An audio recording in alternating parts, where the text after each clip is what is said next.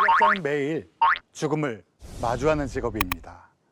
아무래도 타인의 죽음을 목도하다 보면 사람인지라 여러 가지 생각을 하게 됩니다. 제가 죽음에 대해서 깊게 생각하게 된 결정적인 일이 있었습니다.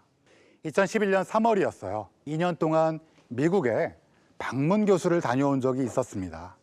미국에서 돌아온 다음 날 고등학교 때 저와 가장 친했던 친구가 저녁을 함께 하자고 했습니다. 시차 적응이 잘 되어서 몸이 좋지 않아 오늘은 너무 피곤하다라고 거절을 하고 내일 우리 같이 식사를 하자라고 했습니다. 저는 그 말을 두고두고 후회했습니다. 다음 날 친구가 사망했습니다.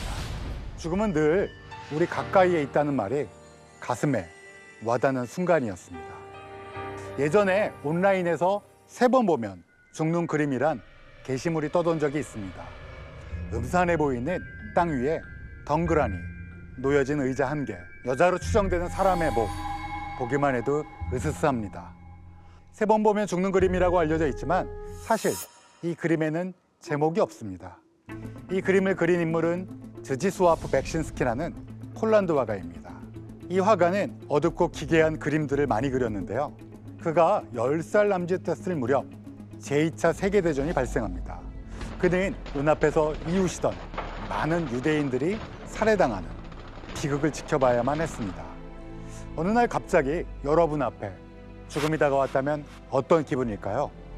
지금부터 제가 소개할 책도 제2차 세계대전의 생지옥 한가운데에서 살아남은 한 정신과 의사의 이야기입니다. 1944년 40세 프랭클 박사는 아내와 함께 아우슈비츠의 수용소로 이동하게 됩니다.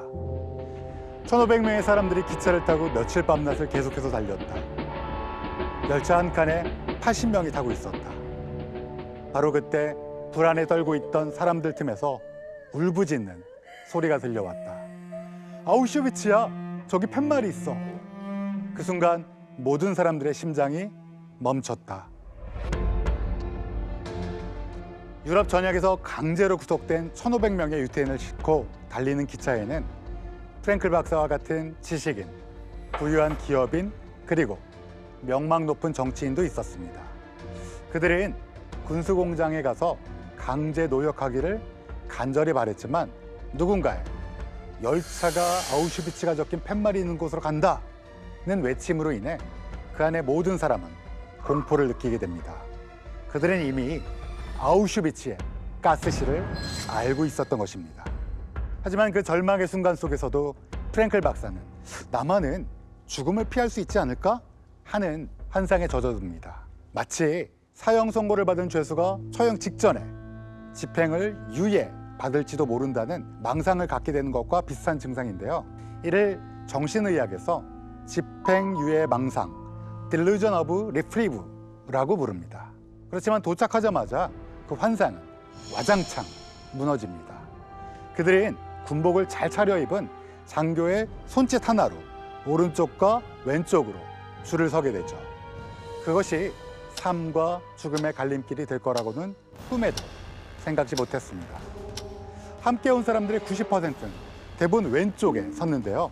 그들은 역에서 곧바로 화장터로 직행합니다. 대부분 병자나 일할 능력이 없는 사람들이었어요. 그날 저녁에야 우리는 손가락의 움직임이 가진 깊은 뜻을 알게 됐다. 그것이 우리가 경험한 최초의 선별, 삶과 죽음을 가르는 첫 번째 판결이었던 것이었다. 함께 들어온 사람의 90%는 죽음을 선고받았다. 판결은 채 몇 시간도 못 돼 집행됐다. 화장터 문에는 유럽 여러 나라 말로 목욕탕이라고 쓰여 있었는데 사람들에게 몸을 씻으라고 하면서 수건과 비누를 나눠준 뒤 옷을 벗고 샤워장 안으로 들여보냈다고 합니다. 이후의 일에 대해서는 프랭클 박사는 더 이상 얘기를 하지 않습니다. 샤워장 안으로 들어간 사람들은 어떻게 되었을까요? 샤워장에서 흘러나온 것은 물이 아닌 독가스였습니다.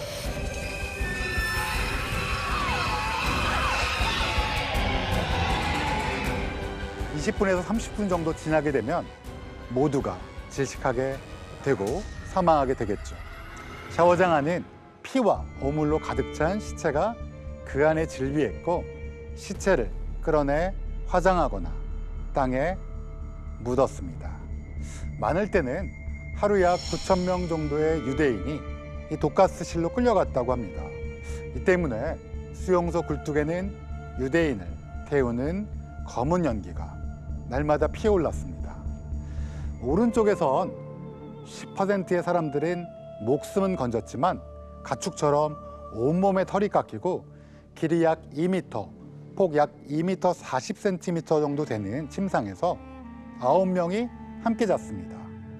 생각해보면 굉장히 좁은 침상에서 9명이나 함께 자야 되는 거겠죠. 수용소 안에서는 단지 수감번호로 불리며 감시자들의 잔인한 폭력과 끔찍한 욕설에 시달리게 됩니다. 그리고 하루 한 번 배급되는 300g이 채 안 되는 빵과 한 국자의 묽은 수프를 어떻게 먹어야 될지 고민하게 되죠. 그동안 그들이 이룩했던 학문적인 성과, 명성, 재산 등은 죽음의 수용소에서는 아무 소용이 없고 그저 학대받은 몸뚱이만이 그들의 전부가 된 것이죠. 3, 4년 전쯤에 프랑스 의과대학 연구소에서 유대인 시신으로부터 떼어난 신체 조직들을 추가로 발견했다는 기사가 난 적이 있습니다. 제2차 세계대전 당시 독일에서 가스로 처형된 유대인들의 시신으로 각종 인체 실험용으로 쓰인 것으로 조사됐다고 합니다. 나치는 전쟁에 필요한 의학 지식을 얻기 위해 인체 실험을 자행했다고 하죠. 화학전을 위해 독가스 실험을 했는데 피해자들은 살아도 후유증에 시달렸다고 합니다. 실험 후 독일 의사들은 피험자의 증상과 소견을 기록하고 사망하면 부검해서 임상 증상과 병리학적 소견을 비교했습니다.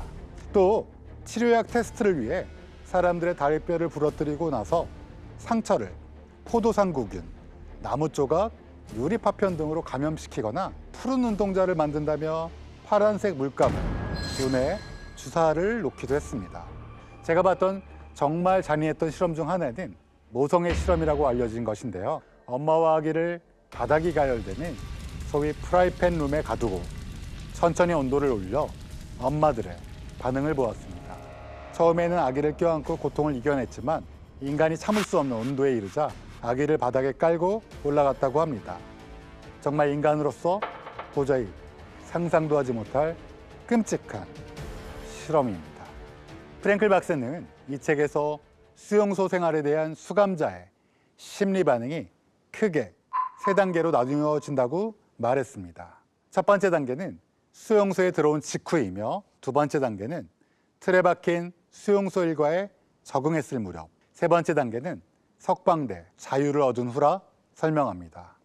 첫 번째 단계의 특징적인 징후는 충격입니다. 폭력과 죽음이 난무하는 끝을 알 수 없는 처참한 상황에 수감자들은 큰 충격에 빠지게 됩니다. 이런 감정은 수용소에서 며칠이 지난 후 바뀌게 됩니다. 이는 무감각의 단계로 정신적으로 죽은 것과 다름없는 상태가 됩니다. 처음에 수용소에 온 사람들은 오물을 치우는 일을 맡게 됩니다. 쉽게 말하면 소변과 대변이 쌓여져 있는 부분을 치우는 거죠. 얼굴을 닦거나 조금이라도 싫은 기색을 보이면 카포라는 감시자들에게 주먹질을 당하며 무감각해집니다. 여러분, 카포라는 용어를 지금 사용을 했는데요. 카포는 우리가 쉽게 생각하면 앞잡이라고 생각하시면 될 것 같습니다.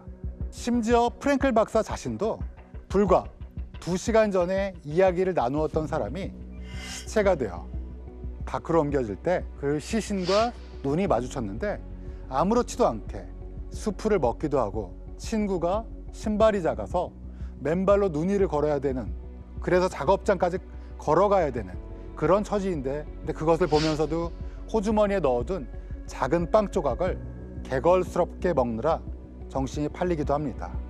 세 번째 단계는 강독회 마지막 부분에서 다시 말씀드리도록 하겠습니다. 죽음의 수용소에서는 도덕적이나 윤리적인 문제에 대해 생각하지 않고 생존의 문제에만 집중하게 됩니다. 수용소에 갇힌 사람들이 가장 자주 꾸는 꿈이 무엇이라고 생각하세요? 그것은 바로 빵과 케이크, 담배, 그리고 따뜻한 물로 하는 목욕이라 합니다. 이런 단순한 욕구를 충족시키지 못하는 상황이 꿈속에서 남아 소원을 이루도록 만드는 것이겠죠. 그리고 빅터 프랭클 박사는 가스실로 끌려가지 않기 위해 건강해 보이려 매일같이 유리 조각으로 면도를 하기도 하죠.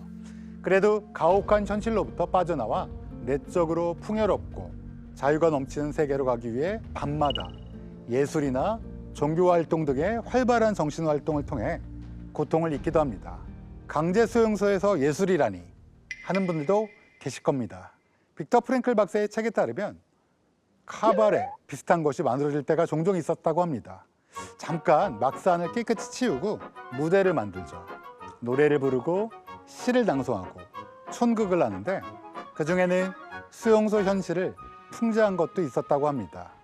이 모든 것은 현실을 잊기 위한 노력이었는데요. 인기가 많다 보니 하루 양식을 먹지 못해도 피곤한 몸을 이끌며 방문한 수감자도 있었다고 합니다. 수용소에서는 아주 사소한 것 하나라도 큰 즐거움을 느낄 수 있습니다. 첫 번째는 잠자리에 들기 전 이를 잡을 시간을 주는 것. 생각해 보시면 좀 끔찍할 수도 있는데요. 몸에 또는 머리에 기생하는 좀 불결한 환경에서 자라는 곤충이라고 보시면 됩니다. 지금 우리로선 상상하기 좀 어렵죠. 또 다른 하나는 일을 마치고 난 후 취사실에 들어가 요리사 앞으로 줄을 섰을 때라고 합니다. 누구에게나 공평하게 스프를 나눠주는 한 분의 요리사가 있었다고 해요. 그분을 만나는 것이 즐거웠다고 합니다. 어떤 사람들은 평화롭던 일상을 떠올리며 과거로 도피하기도 합니다. 프랭클 박사 역시 집에서 자신을 기다려주는 아내를 떠올리며 고통을 잊으려 했습니다. 박사는 사랑하는 아내를 떠올리면서 행복을 느끼다가 아내가 실제 죽었는지 살았는지조차 몰랐다는 사실을 깨닫지만 이런 생각이 떠올랐습니다. 사랑은 사랑하는 사람의 육신을 초월해서 더 먼 곳까지 간다. 사랑은 영적인 존재, 내적인 자아 안에서 더욱 깊은 의미를 갖게 된다. 프랭클 박사는 아내가 세상에 없다고 하더라도 아내의 모습을 떠올리는 일에 자신을 바치리라 생각하며 다음과 같은 이야기를 합니다. 나를 그대 가슴에 새겨주. 사랑은 죽음만큼이나 강한 것이라. 저는 이 구절을 읽은 뒤 마음이 저릿하면서 큰 감동을 받았는데요. 사랑하는 사람의 상실은 그 자체로 비통과 슬픔의 근원이 되며 이를 어떻게 받아들여야 될지 당황하게 됩니다. 부모님 그리고 사랑했던 많은 사람을 어릴 때 떠나보낸 경험이 있는 톨스토이는 그에 져서 인생론에서 죽음에 대한 이야기를 하면서 사랑은 결코 소멸하지 않으며 인간의 삶을 성장시키는 원동력이며 그러한 관계야말로 육체와 시간을 초월하여 우리가 영원히 존재할 수 있다고 말했습니다. 프랭클 박사는 참혹한 수용소에서 자신의 의지와 상관없이 여러 형태의 운명이 스쳐 지나가는 것을 알게 되었습니다. 병든 사람들이 요양소로 호송되었을 때 의사가 필요했습니다. 그래서 호송자로서 프랭클 박사는 몇 번이나 리스트에 올라가게 됩니다. 수감자들은 병든 사람을 요양소로 호송한다는 것을 믿지 않았어요. 아마 가스실로 갈 것이라고 생각했습니다. 그러니까 환자를 호송하는 그런 의사도 역시 같이 가스실로 갈지도 모른다고 생각이 드는 건 당연한 것이었죠.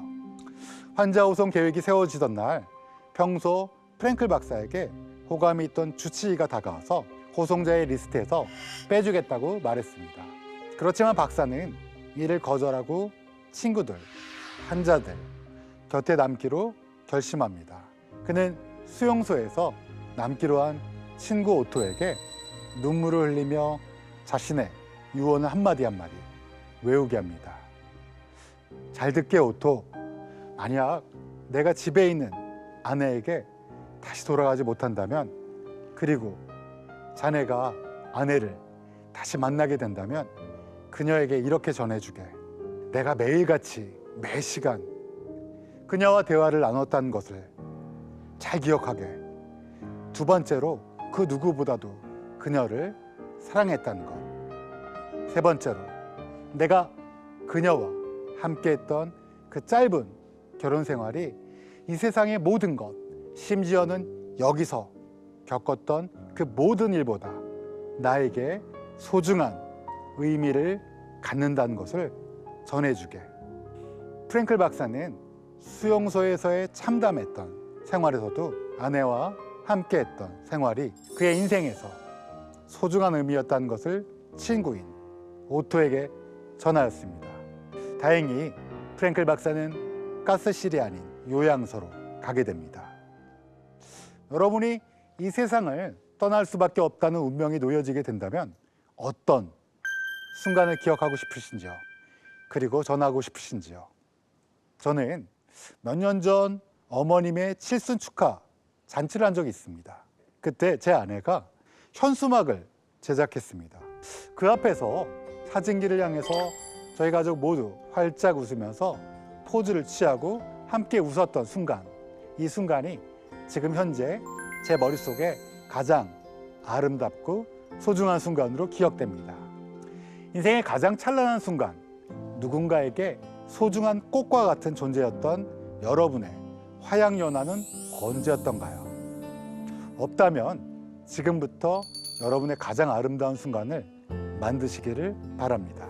법의학자가 겪은 기적 같은 일은 사실 뭐가 있을지 가장 궁금했던 것 진짜 같아요. 그러네요. 네. 의미를 찾는 인간. 빅터 프랭클이라는 분은 실은 많이들 알려져 있어요. 이분이 1905년에 태어나서 1997년에 돌아가셨거든요. 아 그래요? 자기의 체험 수기를 쭉 일기 형식으로 써요. 책의 제목은 죽음의 수용소에서라고 우리는 번역이 돼 있어요. 정말 아무런 희망이 없는 상태, 아무런 희망이 없는 상태에서 왜 내가 살아야 되는가. 그래서 그것을 이제 책으로 써서 전 세계에서 가장 많이 읽힌 책 중에 하나고.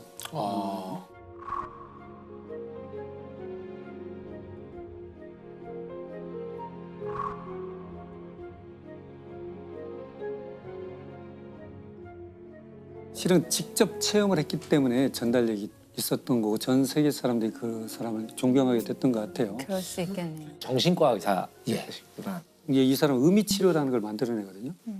의미치료란 어쩔 수 없는 상황들, 아무것도 못할 때 가치를 부여하지 않으면, 의미를 갖지 않으면 생존할 수 없다는 겁니다. 항상 최악의 상황인데도 불구하고 앞으로 무언가를 해야 될 그 의미를 줬을 때 이들은 생존하더라는 거죠.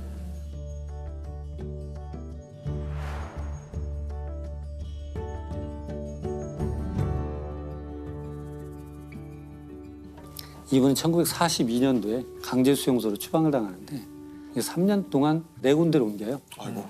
그 속에서 이제 이 사람이 하는 건 그렇습니다. 아. 자살을 하는 사람을 보면 딱 보인대요. 담배가 아주 소중하거든요. 네. 담배가 스프하고 바꿔 먹습니다. 아. 근데 어느 날 어떤 사람이 갑자기 담배를 피우기 시작하잖아요. 이 사람 곧 자살할 사람이에요.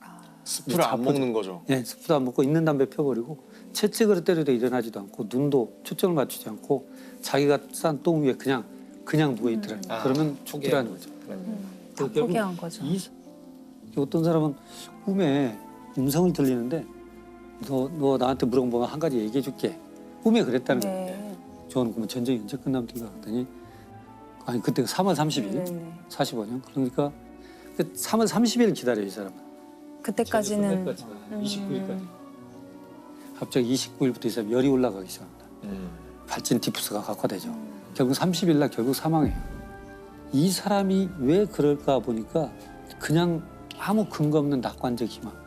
나는 언제까지는 전쟁이 끝날 거야.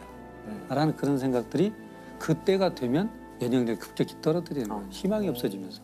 정신력이 무너지는 순간 육체적 질병은 커지더라는 거지. 그래서 이 사람은 생각을 합니다. 못 나갈 수도 있고 전쟁이 안 끝날 수도 있고 죽을 수도 있습니다. 그런데 나는 이걸 해야겠다라는 희망을 갖는 거죠. 신라 같은 희망을.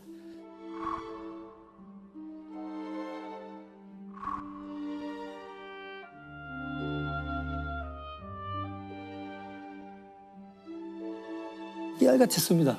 기억나는 대로. 이걸 기록을 하고 그래서 가끔 뭐 이렇게 뭐 영화나 뭐 이런 소설 이런 데에서 보면은 뭐 그런 장면들이 나오죠. 뭐 수용소나 감옥이나 이런 데 안에서 그 주인공이 이 역경을 헤쳐나가는 것 자체가 희망을 가지는 것 자체가 소소한 목적이나 뭔가가 생기잖아요. 네. 그렇게 되면 그거는 사람이 살아갈 수 있는 동력이 확실히 제공이 되는 것 같아요. 예. 그 수용소에 들어가기 전에 한 10몇 년을 그 의미치료라는 학회도 만들고 하고 있었어요. 그런데 자기가 이제 그 수용소를 들어가서 직접 보는 거야. 이론은 내가 그전에도 준비를 해봤었지만 진짜로 내가 들어가 생활해본 것을 같이 첨부해서 한 권의 책으로 항상 냅니다. 다 기억하고 나온 거군요. 예. 하나하나 다. 그걸 기억할 수밖에 없어요. And if there is a meaning to fulfill, if he's aware, if he becomes cognizant of such a meaning, he's ready to undergo tension, stress, and so forth without any harm being done to his health. 어떤 형태로든 우리는 가치를 부여하지 않으면 의미를 갖지 않으면 생존할 수 없다는 겁니다.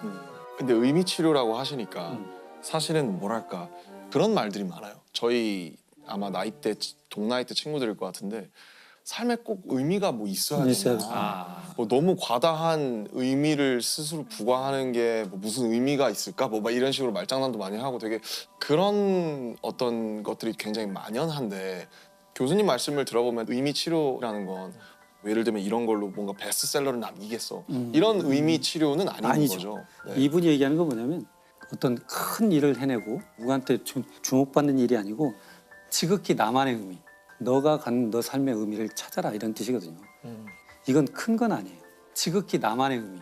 그 남준 씨 교수님 얘기를 들으면서 어떤 삶의 의미를 갖는 것 자체가 되게 목표가 있는 것 같고 삶의 의미가 있어야 얘가 되게 바른 삶을 살고 있는 것처럼 평가를 하잖아요. 너 삶의 의미가 있어 없어? 네가 진짜 좋아하는 네 꿈을 찾았어 아니야? 오히려 고통을 주는 이걸 거죠. 굉장히 괴롭게 만들잖아요. 그 프랭크 박사가 아주 그런 걸 지적을 해요. 네네. 모든 사람이 의미를 찾아야 된다는 게 아니고 의미를 잃은 사람들, 신경증적으로 주저앉은 사람들한테 의미를 찾아준다는 의미에서 그렇게 얘기를 하는 의미를 거죠. 네, 상실한 분들. 저는 아까 그 남준 씨가 한 얘기 잠깐 좀 생각을 해봤는데 젊은이들이 의미에 대해서 이렇게 거부하는 내가 왜 그럴까 이렇게 좀 생각을 해보면 좋은 어떤 심리학적 기법들이 어떤 목적을 가지고 아이들에게 자꾸 사용된단 말이에요. 자기주도라던가 자기주도 뭐 이런 것들이 결국에는 나 공부시키려고 하는 거고 그렇죠. 또 한편으로 또 애가 예를 들어서 어떤 공부를 안 하고 있거나 아니면 어떤 걸 안 하고 있을 때 부모들이 여러 접근법을 써요. 너도 그래도 하고 싶은 게 있을 거 아니야. 이런 식으로. 이건 되게 많이 들어본 말 같은데. 공부가 싫을 수는 있어. 하지만 너도 그럼 하고 싶은 게 있을 거 아니야. 얘기해봐. 그래서 조심스럽게 얘기를 할 수는 있어요. 애가 처음에는. 공감하는 것 같잖아. 그건 너는 좀 어려울 것 같아.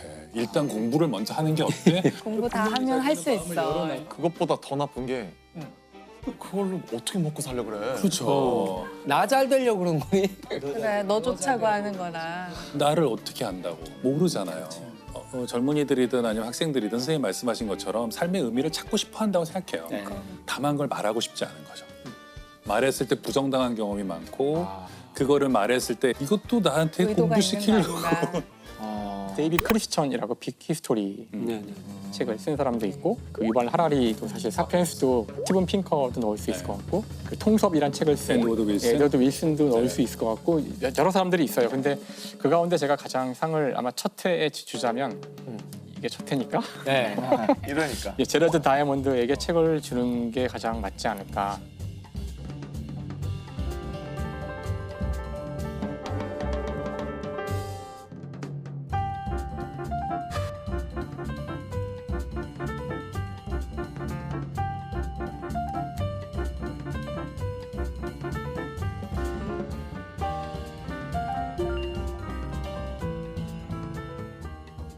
사실 이분이야말로 진짜 분야를 넘나든 사람 중에 한 분인데 네. 지금 연세도 많으세요. 지금 85세, 85세이신데 일단 전공은 생리학, 박사학위도 생리학인데 그런 다음에는 이제 교수가 돼서 생리학 교수가 돼요. 의대. 네네. 근데 그때부터 어릴 때부터 이제 뭐 새에도 관심이 많고 인간에도 관심이 많고 이제 새를 연구하다 보니 그 뉴기니에 가서 이제 새를 탐구하게 되는데 뉴기니에 가서 사실 새를 보다가 오히려 뉴기니에 사는 사람들에게 눈이 간 거예요. 거기 사는 사람과 사실 뉴기니는 또 아직 문명이 닿지 않았던 곳들이 많이 있었기 때문에 그래서 그곳의 사람들이랑 이야기를 하다가 이런 질문을 받게 되죠. 그 원주민 이름이 얄리라는 친구인데 이 친구가 이 제러드 다이먼트한테 질문을 해요. 왜 당신들 백인들은 이렇게 거대한 배를 만들고 그 배에 이렇게 엄청나게 진짜 상상도 할 수 없는 신기한 물건들을 갖고 오는데 왜 우리는 그것을 만들지 못하고 지금에 와서 이걸 보고 있는 걸까 물어봐요. 바로 아까 제가 이야기했던 한 분야에서는 쉽게 할 수 없는 질문을 한 거죠. 왜 문명은 이렇게 저 유럽과 이 아시아에서만 이렇게 꽃피울 수 있었나? 일단 이게 과연 학문적인 질문인가? 이걸 과연 질문을 던졌을 때 답을 낼 수는 있는 건가? 이렇게 시작한 일이에요. 그리고서는 그때부터 연구를 시작하는 거죠. 그래서 책을 내는데 그게 이 책이죠. 이 청균세가 이제 퓰리처상을 받으면서 되게 유명해졌고 국내에서도 이제 많이 읽힌 책이었죠. 네. 근데 저거 많은 분들이 이제 사긴 했지만 읽지는 않으셨어요. 그래서 어디까지 읽었냐면 총까지 읽었다. 뭐 이런 분 있습니다. 맞아요. 총이 제일 재밌거든. 저도 사실 다 못 읽었어요. 총까지 읽고 균 한 중간쯤 읽다가 안 읽었다. 다 못 읽었어요. 그러다가 막 코로나 뜨면서 다시 맞아요. 신균세가 무슨 내용인지 시청자 여러분들께 아주 간략하게 설명해 주신다면? 그러니까 사실 이 책을 쓰게 된 것은 아까 제가 얄리 이야기를 했잖아요. 네. 그러니까 그 질문에 대한 답을 하려고 쓴 거는 맞는데 이 책에서 이제 가장 그 상황을 드라마틱하게 보여주는 장면이 하나 나와요. 지금 무슨 뜻이냐면은 이제 신대륙이 구대륙에게 이제 완전히 그 점령을 당하는 그 결정적 사건이 하나 있거든요. 바로 이제 당시 그 에스파니아에 있는 그 사람들이 신대륙에 가서 거기에 있는 문명과 마주치죠. 마주치는데 거의 이쪽 에스파니아 쪽은 잘해봐야 스페인 쪽이죠. 스페인 쪽은 잘해봐야 한 몇백 명밖에 안 되는 사람들이고 물론 이제 군인들인데 상대는 몇만 명에 달하는 그런 병력을 가진 그런 문명이었는데 이 만남에서 그냥 일방적으로 저쪽 그 신대륙의 문명이 그냥 무너져 버려요. 그럼 그 순간 무슨 일이 일어났던 것일까? 그때 결정적인 차이점이 바로 이 스페인에서 온 구대륙 사람들은 손에 총을 들고 있었고 이 총은 철기로 돼 있는 새 금속 무기였고요. 하지만 그 한두 번의 전투만 가지고는 어떻게 그렇게 거대한 문명을 다 멸망시킬 수는 없는 거잖아요. 결정적으로 신대륙이 무너진 것은 바로 이 균. 바로 구대륙 사람들이 가지고 온 전염병 때문이었어요. 그러니까 몸에 있는 균인데 그 균이 구대륙 사람들에게는 별 문제가 되지 않았지만 신대륙 사람들은 한 번도 그런 균을 접해보지 못했기 때문에 면역력이 없었고 그것 때문에 인구의 거의 90%가 죽는데 그게 다 균 때문이었죠. 그럼 이건 이제 팩트고 이제 이 책의 질문은 왜 그렇다면은 그 사실 균에 대한 내성이 뛰어난 것조차도 이 구대륙 사람들이 더 우월하다는 증거인가? 여러 가지 질문을 할 수 있는데 도대체 왜 이 총균세를 그들은 갖고서 왔는가 하는 거죠. 그래서 이제 그것에 대한 답을 차근차근 찾아가기 시작해요. 그래서 사실 이 책의 결론은 한 줄이에요. 그 두 대륙이 갖고 있는 지정학적, 지리학적인 차이 때문이라는 거예요. 그래서 이 구대륙은 인간이 살기에 좋은 이 온대 지방이 굉장히 넓게 분포가 돼 있어요. 그러니까 아마 아시아부터 유럽까지를 쭉 생각해 보시면 굉장히 넓은 지역에 저 사람들이 많이 살고 있었고 그 수많은 사람들이 문명을 만들어서 교류를 하면서 지식을 서로 공유하고 그런 지식 가운데 하나가 이 총과 새와 같은 걸 만드는 그런 기술들이겠죠. 뿐만 아니라 이 넓은 지역이다 보니 여기에는 수많은 인간이 작물로 삼을 수 있는 식물과 그다음에 가축들이 있었다는 거예요. 그런 것들이 사실 균과 관련되는데 이 가축을 키우게 되면 이제 필연적으로 가축이 갖고 있는 여러 가지 균들이 우리가 옮아오죠. 네. 만나게 돼요. 그래서 일찌감치 그런 가축들을 많이 가지고 있었던 이 구대륙 사람들은 이미 균에 많이 적응이 돼서 많은 사람이 죽긴 했지만 그 대가를 치르고서 내성을 갖게 됐지만 신대륙은 이런 대형 포유류도 없었고 왜냐하면 바로 신대륙의 구조가 이 남북 방향으로는 좁고 길게 되어 있는 구조거든요. 여기 사람이 잘 살 수 있는 지역은 온대 아주 짧은 지역밖에 없는 거죠. 그다음에 여기는 충분히 큰 그런 포유류도 없었고 수많은 작물도 없었고 그 구대륙 사람들이 두 문명이 만났을 때 일방적으로 위에 있었다는 거예요. 그래서 구대륙과 신대륙의 어떤 문명의 차이는 그들의 유전자나 그들의 어떤 민족의 우월성에서 온 것이 아니라 그들의 지리적 위치에서 온 것이다라고. 근데 이 한 문장을 보이기 위해서 이만한 책을 써야 했던 거죠. 그래서 사실 이 책은 두께만큼이나 읽기가 쉬운 책은 아니거든요. 근데 이 책의 아니더라고요. 진정한 가치는 사실 생리학자가 인류의 역사에 대해 쓴 책이에요. 되게 웃기는 거죠, 사실. 즉 과학자의 시각으로 역사를 보고 있는 거예요. 자연과학자의 시각으로 뭐 수많은 종류의 콩이나 식물과 이런 것들을 비교하고 다 검증하고. 네, 종류가 훨씬 더 많았다는 것. 그러니까 우리가 우월해서가 아니라 동아시아에는 유독 콩이 많았고 다양한 종류의, 그러니까 인구 밀집도가 높아질 수밖에 없었어요. 물론 반론도 많았고 논쟁도 많았어요.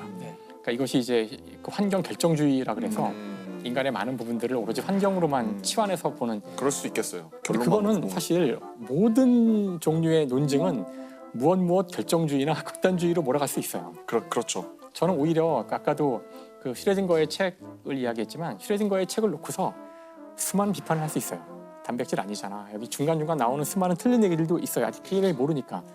하지만 우리가 무언가 이런 중요한 질문에 대한 답을 하고 싶다면 그 사람의 잘못을 자꾸 쑤시고 그럴 것이 아니라 우리가 이 사람이 분야를 넘었기 때문에 볼 수 있었던 통찰에 집중해서 그 사람의 아이디어를 본다면 우리가 진짜 그런 문제에 대한 답에 접근해 갈 수 있다고 생각해요. 그래야지만 우리가 뭔가 얻을 수 있는 거죠. 그렇죠. 그래서 올해 첫 번째 상은 제로드 다이아몬드에게. 야, 시상식 시작된 지 뭐 거의 1시간 만에.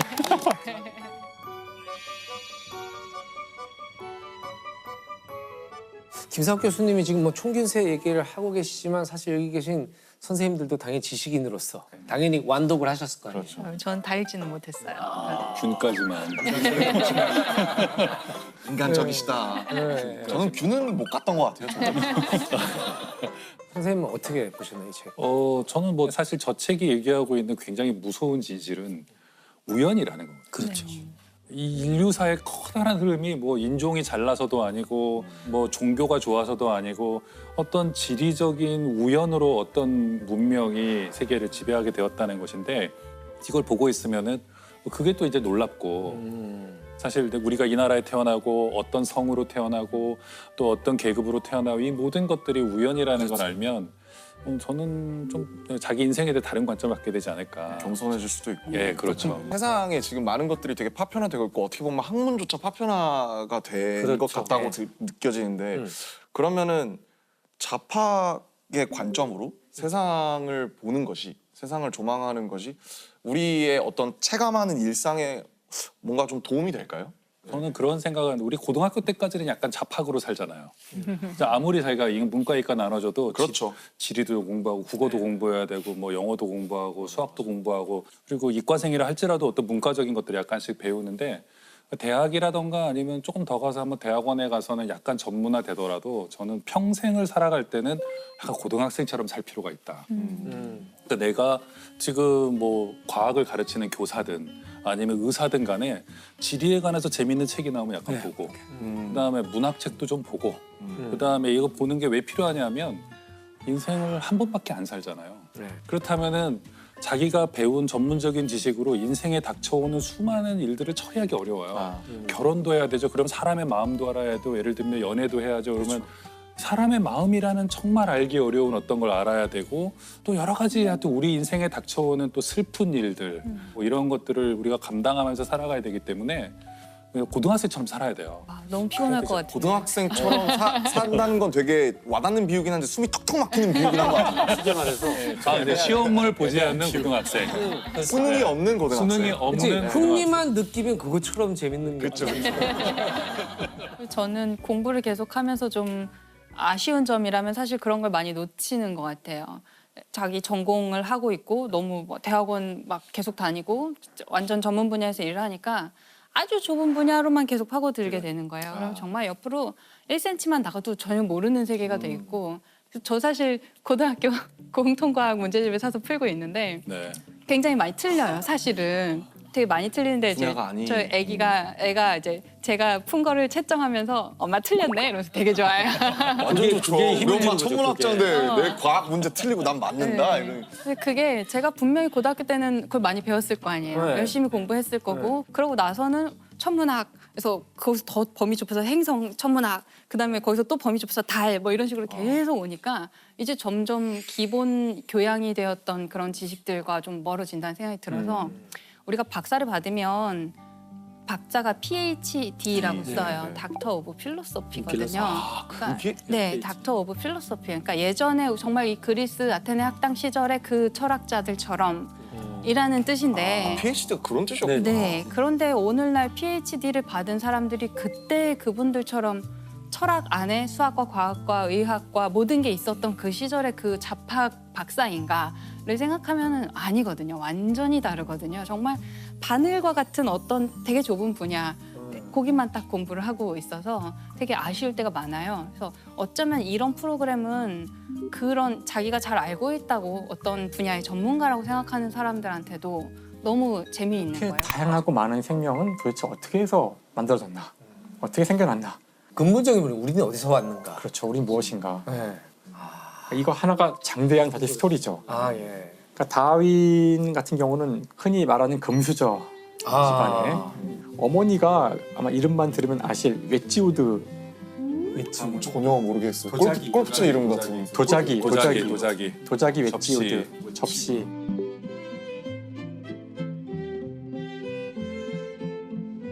그래서 금수저 집안에서 태어났기 때문에 사실 평생을 제대로 된 직업을 가진 적이 없었어요. 한량이었어요? 아, 그거를 한량이라고 하기에는 돈이 많아서 사실 직업에 대한 걱정은 크게 없었는데, 아무튼 그래서 집에선 당연히 의사가 되거나 아니면 뭐 신학자가 되거나. 근데 다윈은 흥미가 없었기 때문에 이제 당연히 이제 의사는 재미가 없어서 그만두고 때려치고, 그래서 결국은 신학에서 학위를 받게 돼요. 와. 다윈이 신학 학위가 있어요? 아이러니네요. 근데 이제 그 신학 학위를 받은 바로 그때 비글호를 타게 돼요. 비글호요? 이름이 비글호예요? 배 비글을 좋아하셨나? 비글호는 배고요. 그 배는 이제 당시 영국 해군의 미션을 받아서 남미를 측량하러 가는 그런 일을 맡게 돼요. 남미. 근데 어쩌다가 그 배를 그러니까 신학 학위를 받았는데 왜 그 배를 타게 된 거예요? 그러니까 사실 그 신학 학위를 하면서도 그 자신의 그 다른 곳에 대한 열정. 그러니까 다윈은 어릴 때부터 이렇게 사람들하고 막 놀고 이런 것보다도 딱정벌레를 수집하거나 아니 그런 자연에 대한 굉장히 관심이 많았어요. 책도 많이 읽고. 그래서 이제 그런 쪽의 사람들도 많이 만나서 그 당대에 유명했던 지질학자나 이런 생물학자들하고 교류를 많이 했고요. 그래서 이제 그 중에 한 사람이 비글호가 이런 인물을 가지고 떠나는데 여기 이제 박물학자 한 사람을 구하고 있었거든요. 그래서 이 사람 저 사람 이제 알아보다가 많은 사람들이 나 못 가, 뭐 여러 가지 이유로 못 가서 이게 쭉 돌고 돌아서 다인까지 온 거예요. 근데 박물학자가 뭐예요? 박물. 물. 다양한 것을 모으고. 그렇죠. 네. 수집하고 이런 거죠. 네. 우리 박물관 할 때 그 박물. 맞아요. 아. 그때 다양한 거를 수집할 수 있는 가장 좋은 방법은 새로운 땅에 가는 건데, 그래서 당시 이제 그런 학자를 찾았기 때문에 다윈한테 해보지 않겠냐? 그래서 당연히 이 사람은 너무 하고 너무 좋아 이거는. 새로운 거. 그래서 결국은 이제 배를 타게 되죠. 비그로를 타고 그 여행을 5년간 갔다 오는데 5년이요? 무려 5년을. 왜냐하면 남미의 끝까지 갔기 때문에 난 못 타. 근데 다윈에겐 다행히도 배에 계속 타고 있어야 되는 건 아니었고, 이제 배는 다니면서 측량을 하고 자기는 어딘가 내려서 계속 있다가 이제 이동할 때만 타고 했기 때문에 상당히 많은 시간을 실제로 육지에 있었다 그래요. 그리고 다윈은 남미에 탐험하는 그 기간 동안에 수집해서 자신이 모아놓은 것들을 이제 계속 본국으로 보내요. 보내서 박제로 만들어 보내기도 하고 뭐 새로운 이제 화석도 찾아내고. 그래서 다윈은 이미 그것만으로도 그 유명한 과학자가 되긴 됐었어요. 그 탐험 여행 끝에 이제 남미를 다 돌아보고 남미를 떠나서 갔던 첫 번째 섬이 바로 갈라파고스였어요.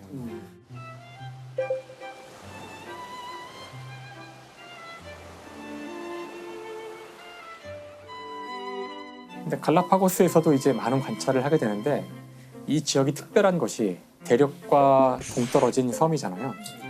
그래서 이 섬에서는 정말로 한 번도 본 적 없는 괴상망측한 생명체들이 있는 거예요. 그러니까 그때 이제 새들을 핀치라는 새들을 네. 관찰을 하고 부리에 대한 많은 기록을 남겼는데 여기 섬이 한 개가 아니었거든요. 네. 몇 개의 섬이 있는데 제도라 그러잖아요. 네. 그 새들은 전혀 모양이 달라서 다윈은 다른 종인 줄 알았어요. 다른 종류의 새인 줄 알았어요. 그렇겠네요. 근데 나중에 이제 갖고 와서 이걸 해부를 하고 정확하게 조사해 보니까 같은 종인 거예요. 네, 핀치였구나. 같은 종인데 왜 이렇게 변화가 심하게 일어났을까? 그러니까 이런 현상들은 일반적으로 보기 힘들어요. 저희가 사는 이 세상은 워낙 이미 수많은 종들이 서로 경쟁을 해서 딱 균형을 다 이루고 있기 때문에 이런 일이 잘 안 일어나는데 이 섬은 워낙 좁은 고립된 곳이기 때문에 하나의 종인 새도 상황에 따라서 아주 급속하게 변화가 타타닥 일어나서 다양한 종류의 부리를 어떤 부리를 가진 새는 나무를 쪽이 더 돼 있고 사실 이렇게 다르면은 딴 데서는 다른 종이거든요. 여긴 그렇지 않았던 거죠. 근데 문제는 이제 돌아와서부터 이제 고민이 시작되는 거죠. 돌아와서 고민이 되지, 이제. 예, 자신의 데이터들을 이제 가지고 분석을 하고 책을 쓰려고 하다 보니까 뭔가 이제 그게 있는 거죠. 이거 생명의 다양성에 대한 자신이 답을 찾은 것 같은데 함부로 이야기 서서히 답이 보이는데 이게 굉장히 위험한 답이란 사실을 알게 되는 거예요. 그래서 불경하다. 그렇죠. 네.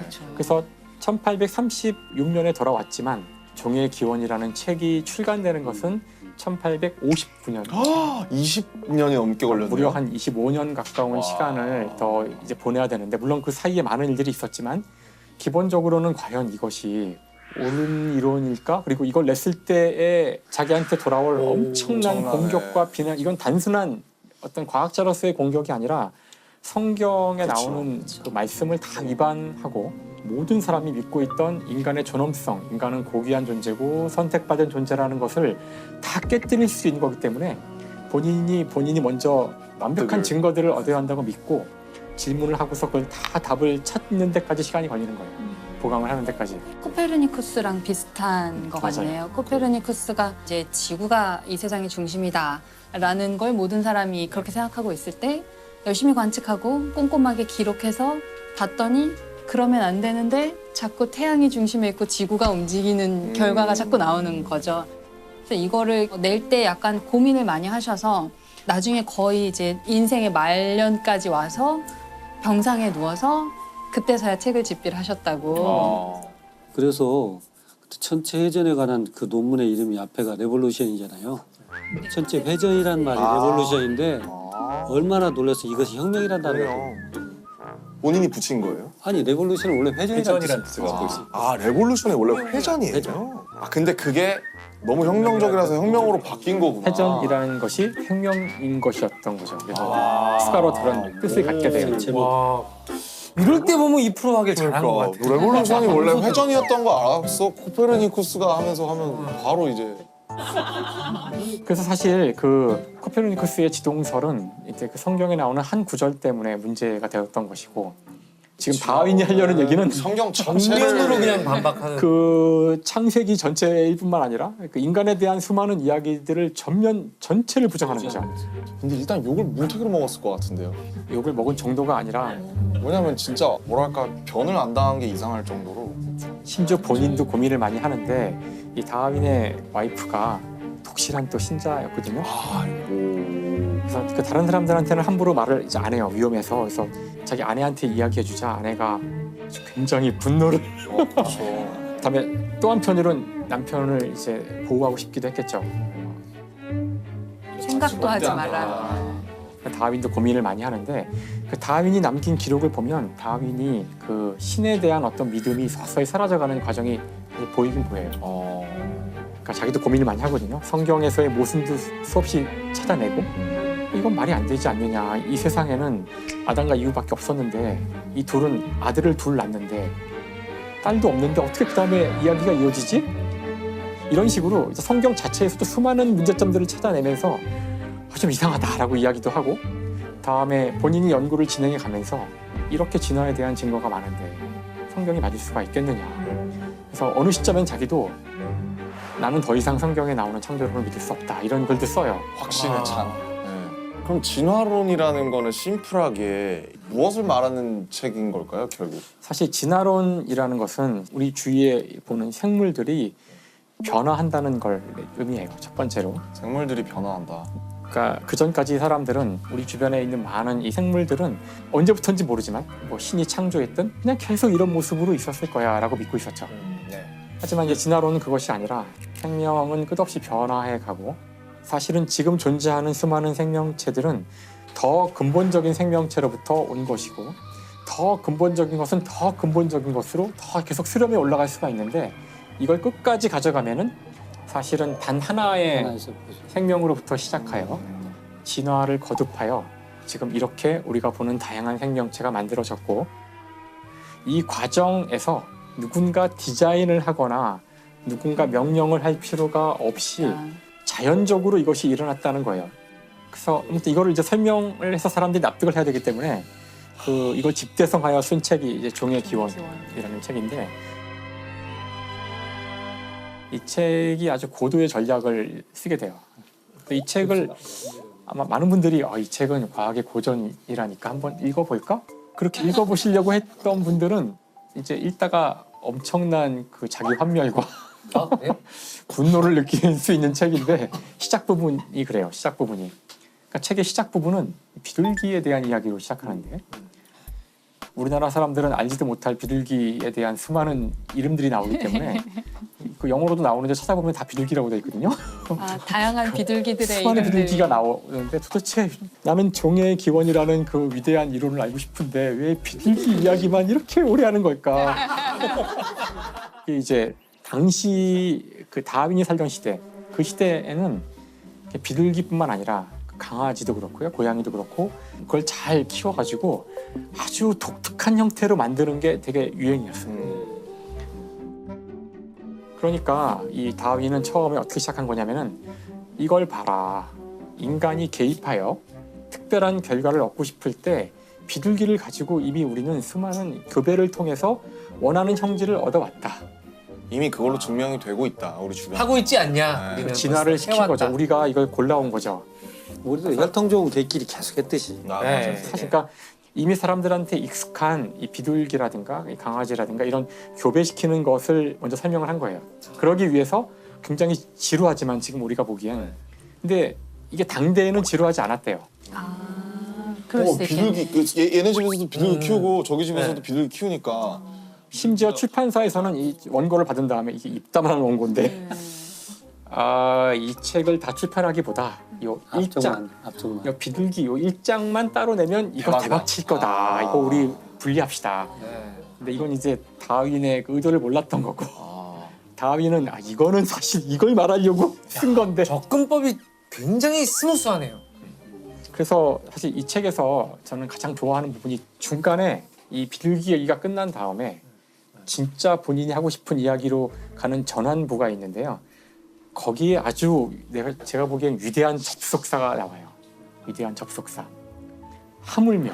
하물며라는 접속사가 나오는데 이 앞에 문장이 뭐냐 하면은 이처럼 우리 인간은 비둘기와 다른 동물들을 우리가 원하는 쪽으로 교배를 통해서 개량해 왔다는 거예요. 개량해 왔다. 하물며 자연은 수많은 생명체의 경쟁을 통해서 이것들을 그 환경에 맞도록 계속 선택을 해왔다는 거예요. 자연 선택이 거기서 나오는 그렇죠. 바로 인간이 해왔던 것을 이 자연 전체가 그 순간의 환경에 가장 적합한 존재들을 선택해왔고 이 생명종 전체를 바꿔왔다. 자연이. 바로 이 얘기를 그리고 나는 지금부터 그 증거들을 하나씩 보여주겠고 거기서 나올 수 있는 모든 질문에 다 답을 할 것이다. 야, 준비가 다 됐으니까.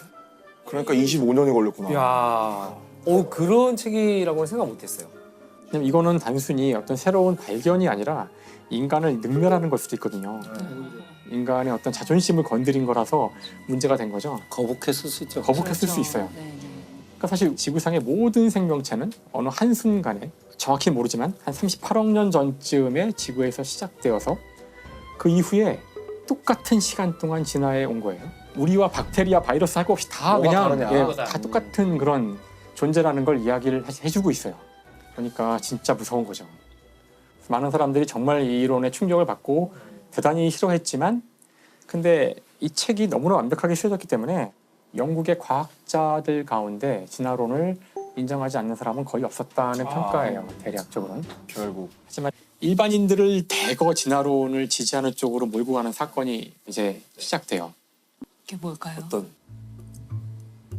이제 보기에 따라서는 어떻게 오해될 수가 있냐면은 선택받는다는 것이 어떤 경쟁을 통해서 약육강식의 세상을 합리화하는 식으로 이용될 수가 있습니다. 그래서 우생학 같은 것도 맞아, 어떻게 보면 바로 그거죠. 강한 네, 것들만 네. 살아남고 강한 것만 살아남고 또는 이걸 거꾸로 보면 살아남은 것은 왠지 강한 것이고 이거 인간 사회로만 좁혀서 보면 가장 지금 우월한 백인들이야말로 살아남을 살아남을 가치가 있는 네. 그런 어떤 인종이고 아니면 유색 인종들은 지배를 받아야 될 그런 인종일 수도 있는 거죠.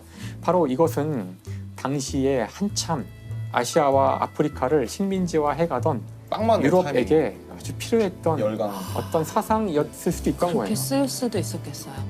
다윈 자신은 알았을까요? 그 점에 대해서 혹시 미리 우려했거나 우려했죠. 아 그런가요? 네. 악용될 수 있겠구나. 악용될 수 있기 때문에 사실 그 진화라는 단어를 초판본엔 쓰지 않아요.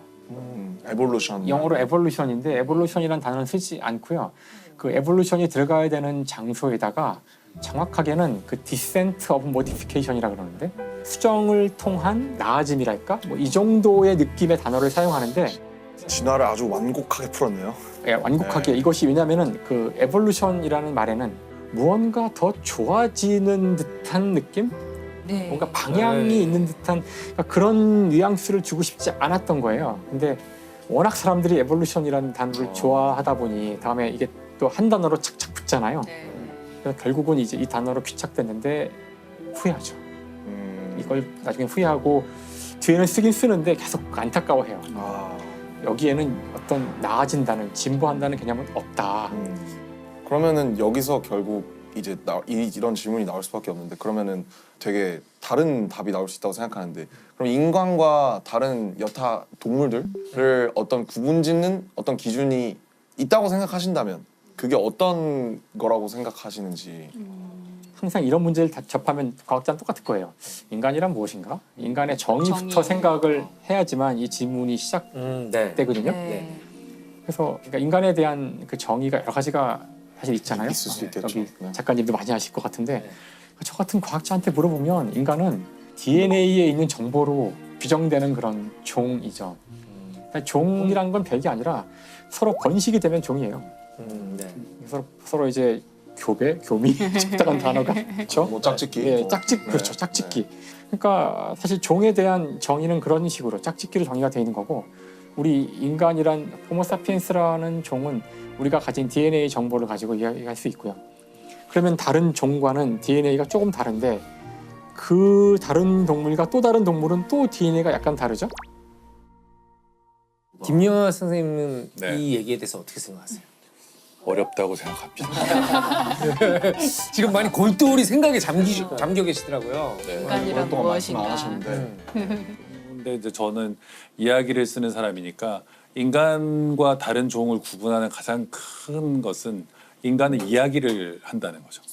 없는 이야기를 만들어내기도 하고. 어쨌든 이야기를 한다는 거죠. 이야기를 한다는 게 정확하게 뭐랄까 좀 이야기라는 게 그러니까 뭐 인간이랑 모기도 다르지 않고 인간이랑 원숭이도 다르지 않지만 이야기를 안 하잖아요.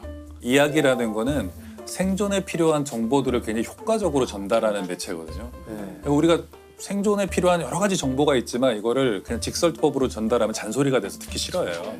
늑대 조심해라, 뭐 호랑이 조심해라 이런 거보다는 늑대와 호랑이에 관한 무서운 얘기를 애들한테 들려주면 옛날에 각인이 되는 거죠. 늑대는 진짜 무서운 거구나. 그러니까 그게 또 감정으로 전해지기 때문에 정보로 듣는 것보다는 감정으로 우리가 들으면 몸이 반응하거든요.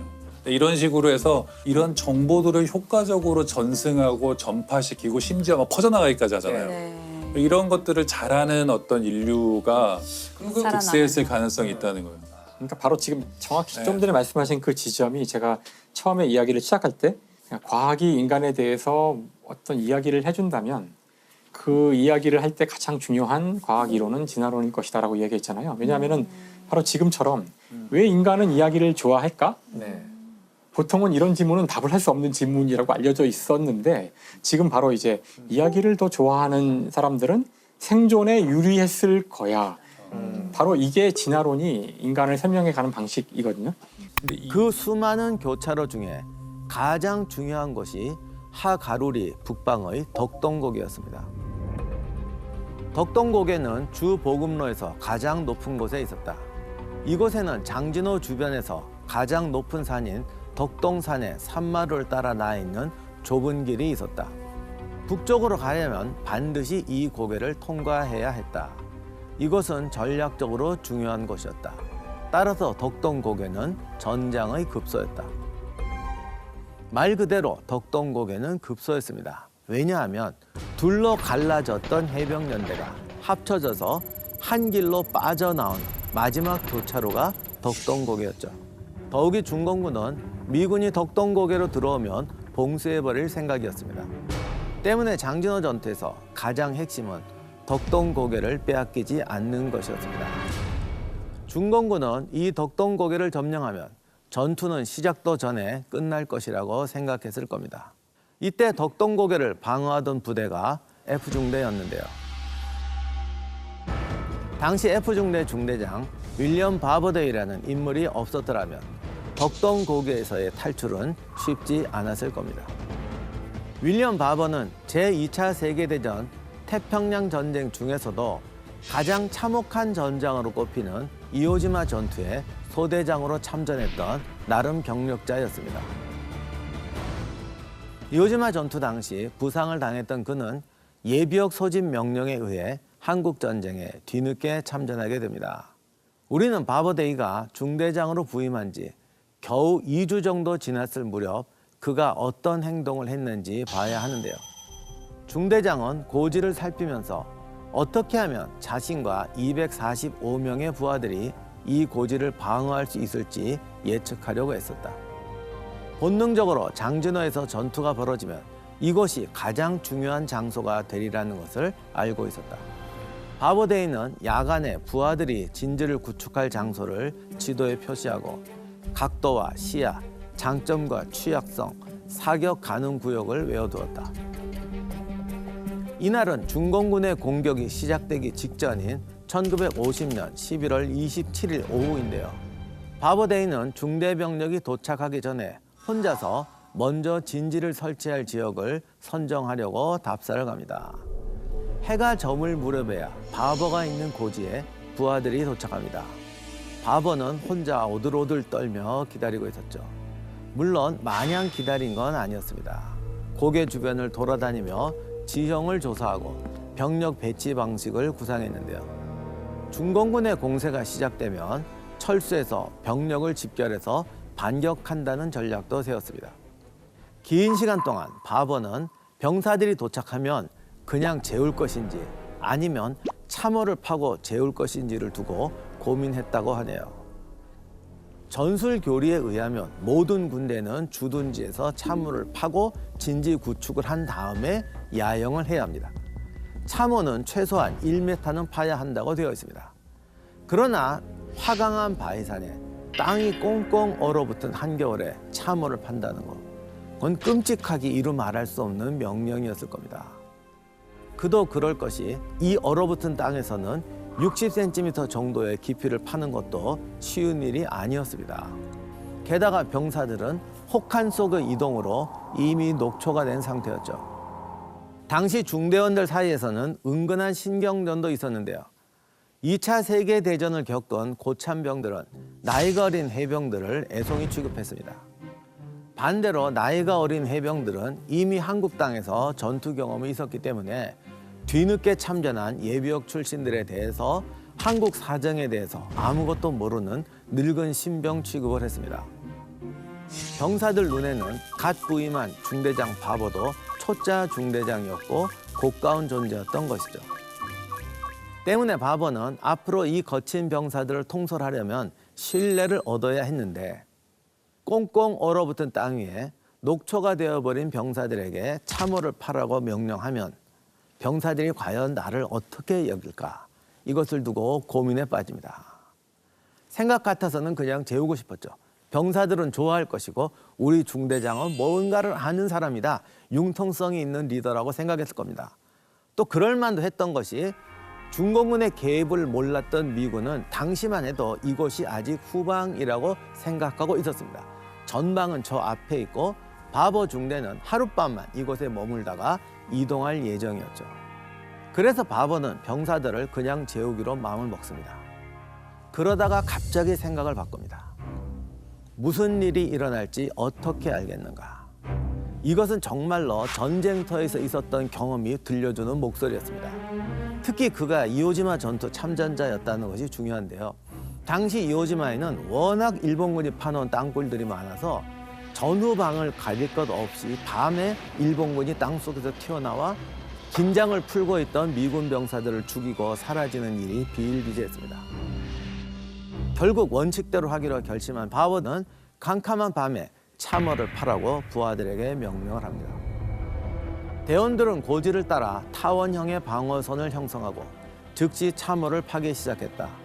오늘 밤에는 난방 텐트도 없을 것이고 모닥불도 없을 것이다. 많은 대원들은 명령을 받고 욕을 해댔다. 이것은 짜증나게 꼼꼼한 중대장의 또 다른 불필요한 예방책처럼 보였다.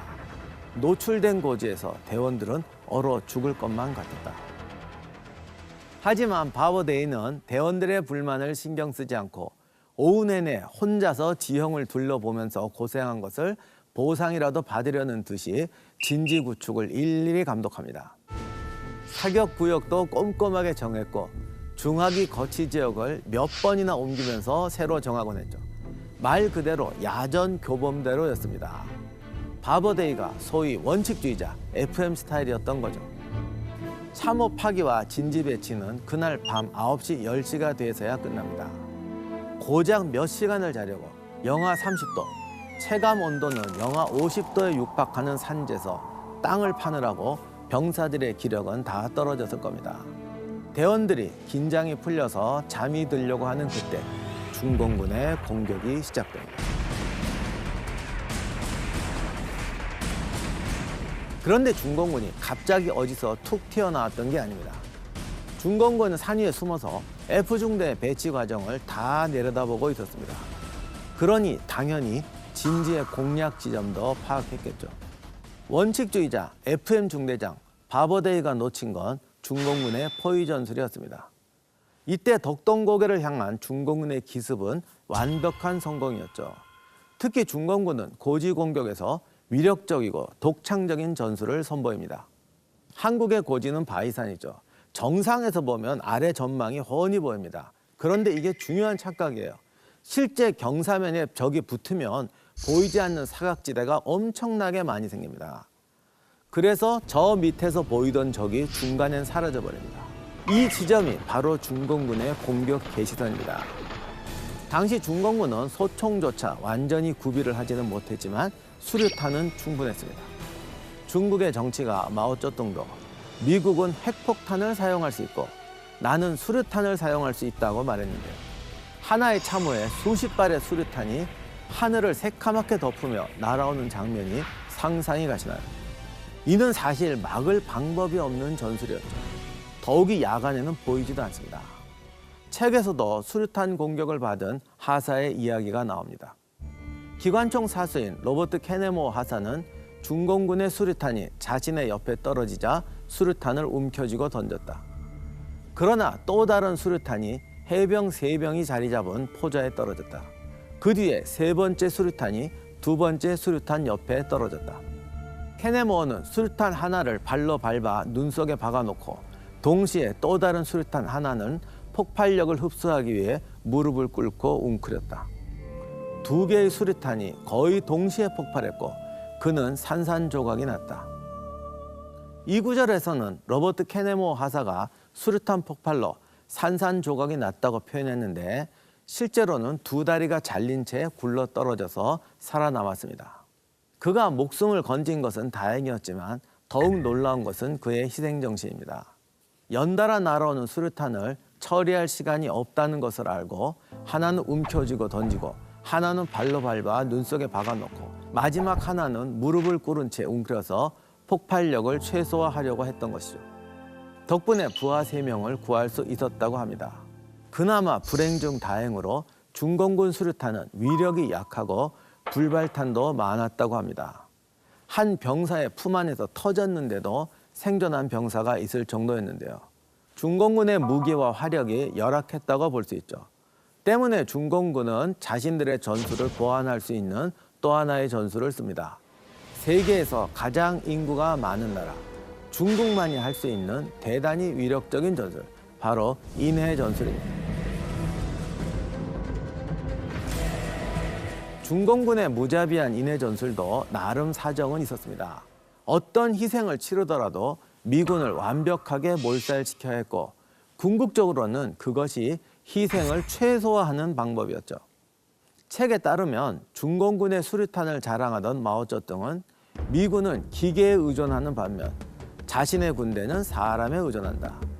중국은 비록 약하지만 인구가 많고 병사가 많다라고 말했다고 하는데요.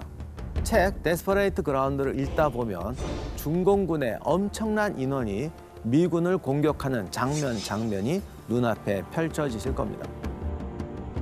이 말의 의미를 알고 싶다면 직접 책을 읽어보시는 것을 추천합니다. 이렇게 수류탄과 함께 인해 전술로 몰려오는 중공군의 타겟은 소대 경계선에 위치한 카페라타 일병의 참호였습니다. 당시 공격받은 병사들이 목격한 증언을 보면 굉장히 참혹한데요. 카페라타는 수류탄을 집으려고 몸을 구부렸지만 수류탄이 소나기에서 벗어나면서 폭발했다. 그 폭발로 인해 카페라타의 오른손 손가락 일부가 부러지고 피부가 벗겨져 뼈가 드러났다. 그는 달빛 아래 노출된 살이 냉동실에서 바로 나온 고기처럼 보인다고 생각했다. 손가락이 찢어져서 더 이상 검지를 사용할 수 없었다. 그는 엄지손가락으로 방아쇠를 당겨야 했다. 구절에 나온 병사 카페라타는 수류탄에 손가락이 날아가고 그의 동료 벤슨은 수류탄 때문에 눈이 안 보여도 사격을 멈출 수가 없었습니다. 중공군이 계속 밀려든 탓에 벤슨은 실탄 클립을 찾아 장전해서 카페라타에게 전해주었고, 카페라타는 총알을 장전할 틈도 없이 계속해서 사격을 해야 했습니다. 카페라타는 계속 총을 쏘지 않으면 다른 사람들이 틀림없이 죽을 것이다 라고 말하며 중공군과 밤새 맞섰습니다. 그 결과 그날 밤 이들은 중공군 2개 소대를 사살하고 진지를 지켜냅니다. 카페라타는 이 덕동곡의 전투의 공로를 인정받아 의회 무공 훈장을 받게 되는데요. 자신이 훈장을 받게 되었다는 사실을 알고 이렇게 말했다고 적혀 있습니다. 나는 영웅이 아니다. 나는 영웅이 싫다. 그리고 나는 훈장을 싫어한다.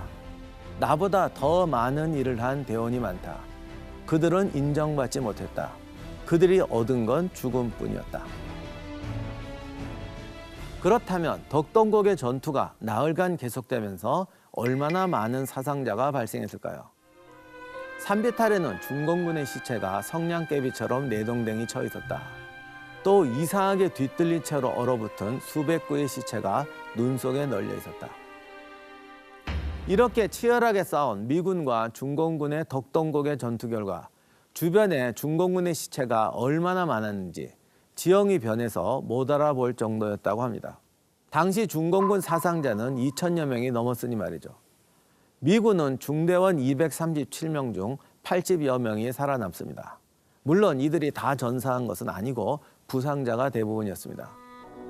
생존자들은 바버데이의 참호 파기와 치밀한 진지 배치가 없었다면 중대는 하루도 버티지 못하고 전멸했을 거라고 입을 모았다고 합니다.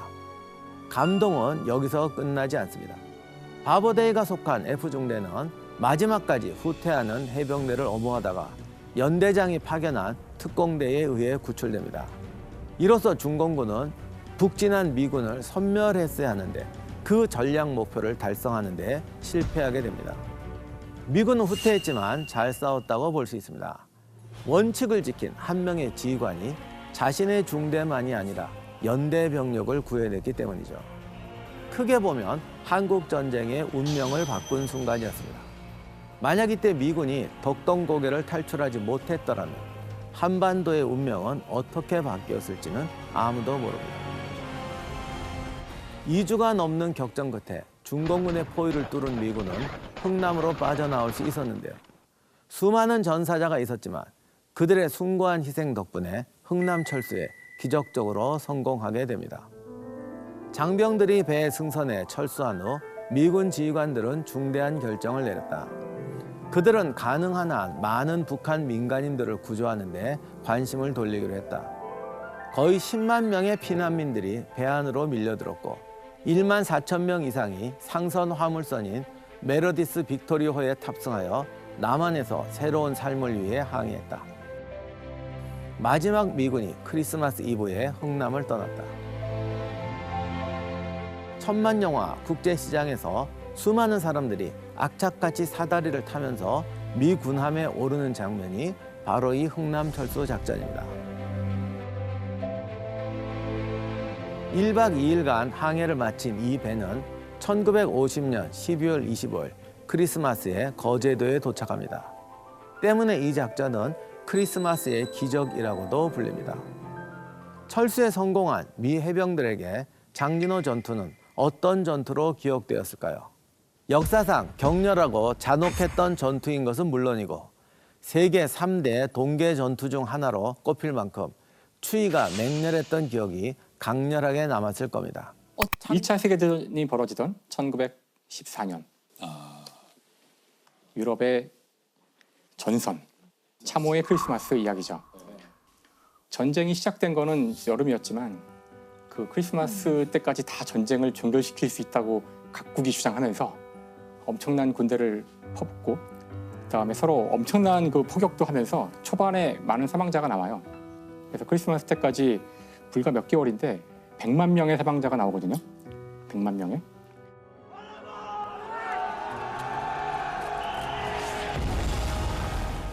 모두 지쳐있죠. 크리스마스 전까지 전쟁이 끝난다더니만 웬걸 보아하니 이 한겨울을 이 전선에서 땅바닥에서 참호하고 나야 되는 상황이 된 거예요. 크리스마스 이브에 어떤 의미에서는 기적이 일어나요. 전선에서. 독일 쪽 진영에서 누군지 모르지만 뭐 고요한 밤 거룩한 밤 부르는 거죠. 고요한 밤.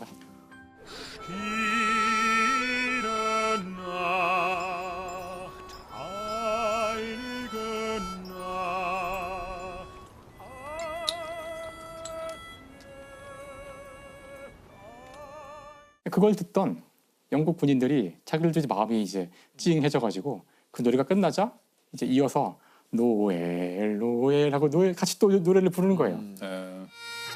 Song I've often heard.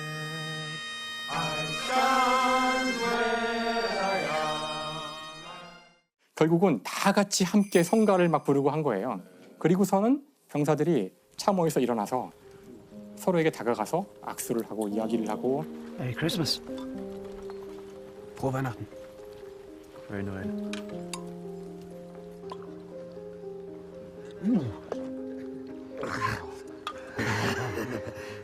심지어 어떤 곳에서는 축구 게임도 하고 다음날 날이 밝자 음식을 가져가서 나눠 먹고 이러기 시작했다는 거예요. 소름이 돋는데요. 그래서 당시 쓴 기록을 보면은 이제 일기장 같은 거나 편지에 남은 기록을 보면은 아마 지금 이 순간 12월 25일 전선의 군인들에게 물어봤으면은 우리는 바로 전쟁을 끝낼 수 있었을 거다 라는 말을 했다고 하더라고요.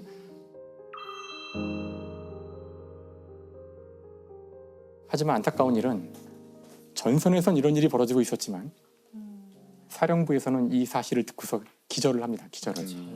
12월 29일 날 독일군 전 부대의 참모부에서 특명이 하달돼요. 적군과 만나거나 이야기를 하는 자는 군법 회의로 최고형을 때리겠다. 즉시 죽인다는 거죠. 즉시 사살. 바로 영국도 바로 명령을 내려요. 그렇겠죠. 그 이후 다시 또 이제 우리가 아는 것처럼 이제 끔찍한 전쟁이 다시 또 이어지게 되거든요. 그 다음에 1915년 크리스마스가 다가오자 사령부에서 특명을 내려요. 적을 향해서 막대한 양의 포탄을 퍼버라. 실제 크리스마스가 다가오자 서로의 적개심이 최대에 달할 정도로 폭탄을 퍼붓기 시작해요. 그 전해 같은 일이 반복될까봐. 증오심을 키우기 위해서. 그 전쟁을 일으킨 소수의 사람들은 적개심을 최대로 만들어서 사람들이 싸우게 만드는 거고 평화의 기운이 사람들한테서 생기는 것이 가장 두려운 일인데 실제 전선에서는 사람들이 틈만 나면 싸우기 싫어하고 틈만 나면 어떻게든 잘해보려고 그러고 그래서 전선으로부터 멀어질수록 적에 대한 적개심이 커진다라는 말이 있어요. 이 전선으로부터 거리가 멀어짐에 따라서 상대는 되게 추상적 존재고 최전방의 사람들은 사실 서로 쟤도 사람이네. 그렇죠. 쟤도 누가 어머니가 있다고 그러고 형제가 있고 살고 싶어하고 우리 같이 생존할 수 있다는 것을 서로 공감할 수 있다는 거죠. 직접 만나면. 그래서 만나야 돼요. 서로 얼굴을 맞댈 때 인간은 금방 서로 소통할 수가 있거든요. 쉽게. 이런 상황 속에서도 이제 크리스마스라는 우리가 어린 시절부터 들어왔던 이 동화 같은 이야기가 우리에게 다시 우리의 본능을 일깨우는 거죠. 다시 일깨워서 잠시였지만 서로 전쟁이라는 걸 잊고 상대를 인간으로 느끼고 선물을 주고받고 하는 어린 시절로 돌아간다는 거예요. 그래서 사실 어떻게 보면 이런 것이야말로 이 크리스마스라는 산타크로스라는 이 이야기가 우리 인간에게 인간이 무엇인지를 한 번 더 생각하게 해주는 진정한 기적이 아닐까 생각합니다. 너무 멋있네요. 올해도 크리스마스에 그런 기적이 기적이 우크라이나에서 있으면 일어나면 좋겠네요. 좋겠네요.